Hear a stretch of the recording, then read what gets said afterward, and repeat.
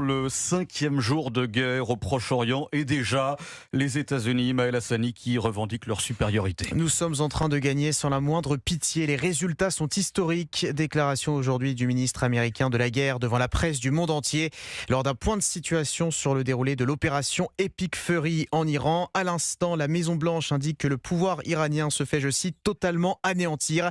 Rémi Amalvi, vous êtes le correspondant d'Europe 1 à Washington. L'administration Trump assure avoir enchaîné les succès depuis samedi. Oui, le chef du Pentagone, Pete Hegseth, s'est félicité du triomphe américain avant de prévenir. Des opérations militaires encore plus importantes sont à venir. Nous ne faisons que commencer.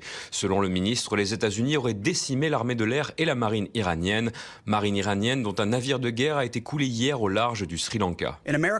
Un sous-marin américain a torpillé un navire de guerre iranien qui pensait être en sécurité dans les eaux internationales. Une mort silencieuse, le premier naufrage d'un navire ennemi par torpille depuis la Seconde Guerre mondiale. Pete Hegseth et le chef d'état-major Dan Kane ont aussi rendu hommage aux 6 militaires tués dans une attaque de drone au Koweït le week-end dernier. Selon les deux hommes, les défenses aériennes dans la région sont efficaces, mais les risques de nouvelles victimes américaines dans les prochaines semaines restent très importants. Rémi Amalvi, correspondant d'Europe 1 aux États-Unis.